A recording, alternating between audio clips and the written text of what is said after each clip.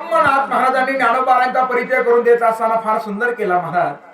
कैवल्याचा पुतळा प्रगटला भूतळा, चैतन्याचा जिव्हाळा, ज्ञानोबा माझा साधकाचा माया बाप, दरुशने हरे ताप, सर्वाभूती सुख रूप, ज्ञानोबा माझा. सगळं ज्ञानोबारांचं जीवन चरित्र नाथ महाराजांनी या अभंगाच्या माध्यमातून आपल्या समोर ठेवलं. कैवल्याचा पुतळा, कैवल्य म्हणजे प्रत्यक्षामध्ये ज्ञान, ज्ञानाचा वृत्तिमंत पुतळा म्हणजे प्रत्यक्षामध्ये ज्ञानोबा आहे. ज्ञानानं धारण केलेला भगवंताचा परिपूर्णोत्तम अवतार म्हणजे प्रत्यक्षामध्ये माऊली महावैष्णव ज्ञानोबा आहे. ज्ञानेश्वर त्यांना म्हटलं जातं ज्ञानदेव. ज्ञ म्हणजे ज्ञानोत्तम, न म्हणजे नरोत्तम, द म्हणजे देवोत्तम आणि व म्हणजे वीरोत्तम व्यक्तिमत्व म्हणजे कोण आहे? ज्ञानोबा आहे. त्यांना आपण माऊली म्हणतो. महाराज म्हणतो ना माऊली. वास्तव पाहता आईचा समानार्थी शब्द कोणता आहे? आईचा समानार्थी शब्द माऊली आहे. म्हणतो ना आपण आईला माऊली म्हणतो ना. आईला वेगळे वेगळे नाव आहे महाराज. कोणी आई म्हणतं, कोणी जननी म्हणतं, कोणी माता म्हणतं. आहे ना, आईचे वेगळे वेगळे आपल्याला समानार्थी शब्द पाहायला भेटत आहेत. मराठी भाषा मोठी समृद्ध आहे महाराज. एका एका शब्दाला त्या ठिकाणी आपल्याला अनेक आणखीन आपल्याला काय पाहायला भेटतात? शब्द पाहायला भेटतात ना. राजा म्हटलं की त्याला वेगळे वेगळे नावं येतात महाराज. इंग्रजीमध्ये फक्त राजाला एकच शब्द आहे, किंग, KING, तेवढाच आहे बरं. पण मराठीचा जर विचार जर केला, नृपती म्हणजे राजा, भूप म्हणजे राजा, असे बरेच आसारे राजाचे आपल्याला त्या ठिकाणी काय पाहायला भेटतात? नावं पाहायला भेटतात, समानार्थी शब्द पाहायला भेटतात. माऊली, आईला आपण माऊली म्हणतो बरं. ज्ञानोबारांना का माऊली म्हटलं गेलं? त्या माऊली म्हणण्याच्या पाठीमागे काय विशेष गुण आहे मायबा. मा म्हणजे मानवता, उ म्हणजे उदारता आणि ली म्हणजे लीनता. तिन्हींचा संगम ज्ञानोबारांच्या ठिकाणी आहे. आणि आणखीन ज्ञानोबारांना आई म्हणण्याचं कारण काय? साधं व्यवहारामधलं उदाहरण आहे का? एखाद्या माऊलीला जर चार लेकर असले त्याच्यामधले 3 चांगल्या पदावरती कुठेतरी सेवेमध्ये रुजू आहे. चांगल्यापैकी त्यांनी आता ते स्वतःच्या पायावरती उभे राहिलेले आहे.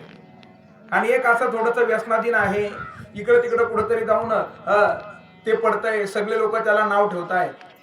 आणि ज्या वेळेला ती माऊली भगवंताच्या जवळ जाते त्यावेळेला खरं सांगा, पहिल्या 3 लेकरासाठी मागते का चौथ्या लेकरासाठी मागते? कोणासाठी मागते? चौथ्यासाठी मागते ना. तसं ज्ञानोबारांनी सुद्धा पहिलं मागत असताना दुष्टांबद्दल मागितलं महाराज. ज्या वेळेला ज्ञानेश्वरी सारखा हा ग्रंथ सिद्ध झाला, श्री क्षेत्र नेवासेला हा ग्रंथ सिद्ध झाला, आजही असणारा तो पैत खांब या पवित्र कार्याचा काय साक्षीदार आहे. आपल्या सर्वांना माहिती आहे ना, आपल्या सर्वांचं भाग्य आहे. ज्या खांबाला टेकून ज्ञानोबारांनी ज्ञानेश्वरी लिहिली म्हणजे ज्ञानोबारांनी स्वतः सांगितली. सच्चिदानंद बाबांनी काय केलं? ते शब्द आपल्या समोर खरी अर्थानं मुद्रांकित केले. सच्चिदानंद बाबा अधुरे लेखक झाला. आणि असं ज्ञानोबारांनी ज्ञानेश्वरी खऱ्या अर्थानं प्रकट करत असताना ज्या वेळेला ज्ञानेश्वरी पूर्णत्वाला गेली आणि आता निवृत्ती दादांकडे पाहून ज्ञानोबारा म्हणू लागले, मला माहित आहे आपण सर्वसामान्य नाही, आता विश्वात्मके देवे, आपण विश्वात्मक आहात. आणि माझ्या असणाऱ्या या वाणीवरती जर तुम्ही जर संतुष्ट जर झाले असाल, येणे वाग यज्ञ तोषावे, तुम्ही माझ्यावरती संतुष्ट व्हावं आणि संतुष्ट होऊन द्यावं, तोषोनी मत द्यावे, पसाय दान हे. आणि मग पहिलं मागितलं महाराज. कुणासाठी मागितलं? सज्जनासाठी मागितलं का दुर्जनासाठी मागितलं?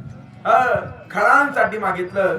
जे खळांची व्यंकटी सांडो, तया सत्कर्मी रती वाढो, भूता परस्परे जडो, मैत्र जीवांचे.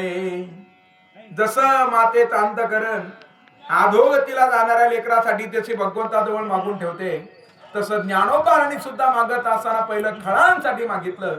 जसं आईचं अंतकरण तसंच ज्ञानोबारांचं अंतकरण, म्हणून त्यांना म्हटलं जातं माऊली. असे ज्ञानोबारा आहे. आणि हा ज्ञानेश्वरी ग्रंथ सर्वसामान्य नाही. अनेकांनी ज्ञानेश्वरीचं वर्णन करून सांगितलं महाराज. हा ग्रंथ सर्वसामान्य नाही. भजनामध्ये आपण अनेक ज्ञानेश्वरीच्या संबंधाने अभंग म्हणतो. भाव धरुनिया वाचे ज्ञानेश्वरी. नुसतं वाचे ज्ञानेश्वरी नाही. पहिला मुद्दा महत्वाचा आहे. अंतकरणामध्ये काय असावा? भाव असावा. असावा ना भाव? भाव असावा. नित्य स्वरूपानं भाव असावा.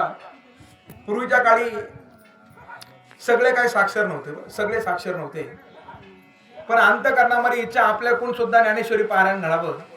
मग ज्याला चांगल्यापैकी वाचा येतं त्याच्या शेजारी अशिक्षितांना जाऊन बसायचं. ग्रंथ समोर घ्यायचा आणि ते जिथं जिथं बोट फिरवली यानं फक्त काय करायचं? त्या पानावरती बोट फिरवायचे. त्यानं पानपलटी केलं का याने पानपलटी करायचं. असे बोट फिरवून फिरवून फक्त काहींनी काय वाचली? ज्ञानेश्वरी वाचली आणि त्याचा दिव्य चमत्कार घडला महाराज. आजही असे व्यक्तिमत्व आपल्याला पाहायला मिळत आहे. अरे अक्षर ओळख नसणारे व्यक्तिमत्व फक्त ज्ञानेश्वरीवरती बोट फिरवता फिरवता आजकालित रीतीने ज्ञानेश्वरी वाचू लागले महाराज. याच्यापेक्षा ज्ञानेश्वरीचा दुसरा महिमा काय असावा? देगलूरकर महाराजांचं एक वाक्य फार सुंदर ऐकलं आम्ही. ते म्हटले, आपण जर ज्ञानेश्वरीवरती जर बोट जर ठेवाल, श्रद्धेनं जर ज्ञानेश्वरीवरती बोट ठेवून जर आपण ज्ञानेश्वरी जर वाचाल तर आयुष्यभर ज्ञानोबाला आपलं बोट सोडणार नाही. त्यांचं ते वाक्य आहे महाराज. फार मुलात आहे. म्हणून असे ज्ञानेश्वरी आहे. भाव धरून या वाचे ज्ञानेश्वरी कृपा करी हरी तयावरी. आणि त्याच अभंगामध्ये त्या ठिकाणी आपल्याला कळी काळाच्या भयातून निवृत्त होण्याचं साधन सांगितलं महाराज. तेची ज्ञानेश्वरी वाचे वदता साचे भय कळी काळाचे नाहीत.